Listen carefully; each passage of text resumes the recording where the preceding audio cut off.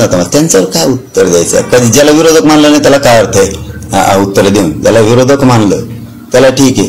मी एकाही ओबीसी नेत्याला आत्तापर्यंत बोललेलो नाही. मी वेळोवेळी ते सांगतो 10 महिन्यापासून यांना म्हणजे ओबीसीचे ते तायवाडे भाऊ असतील किंवा आपले कोण आणखीन शेंगे साहेब असतील, हे असे जे प्रमुख व्यक्ती आहेत यांना मानलंच नाही. कारण ती विरोधक नाहीच आहेत आमचे.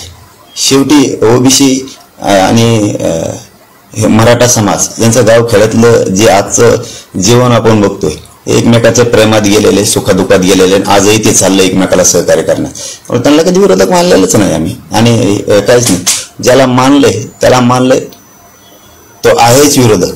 पण गावखेड्यातल्या ओबीसींना मी कधी विरोधक मानलं नाही. आता कोण येते त्यांनाही नाही मानलंय. मराठ्यांचा उंटा जर ओबीसीत घुसला तर ओबीसी आरक्षणात संपून जाईल. नाही ते काय म्हणायचं ज्याचा त्याचा प्रश्न आहे. पण गरिबांची ही लेकरं, स्वतःचे लेकरं डोळ्यासमोर तसे दुसरे हे लेकरं असले पाहिजे.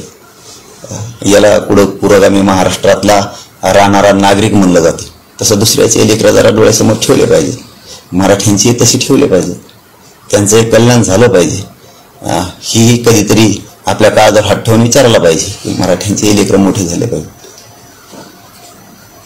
पण तुम्ही एकीकडे जीवाची बाजी लावून मराठा समाजाला ओबीसीतून आरक्षण देण्याची मागणी करता आणि म्हणजे तुमच्या वाटेमध्ये असे विनाकारण खिळे ठोकले जातात. नाही चालूच असतं. त्याचा विचारच नाही केला मी कधीच. जितके काही आंदोलन झालेत विरोधात 10 महिन्यात त्याचा कधीच विचार केलेला नाही आणि कधी करणारही नाही. आणि मुख्यमंत्री हे काय कुठं एका जातीचे याचे नसते कधीच. कोणाचे असू दे ते कुठं जातीचे काय नसते. त्यांचे असल्यावर थोडी जनता म्हणलेली असं काय नसतं. कुठल्या जातीचं असलं म्हणजे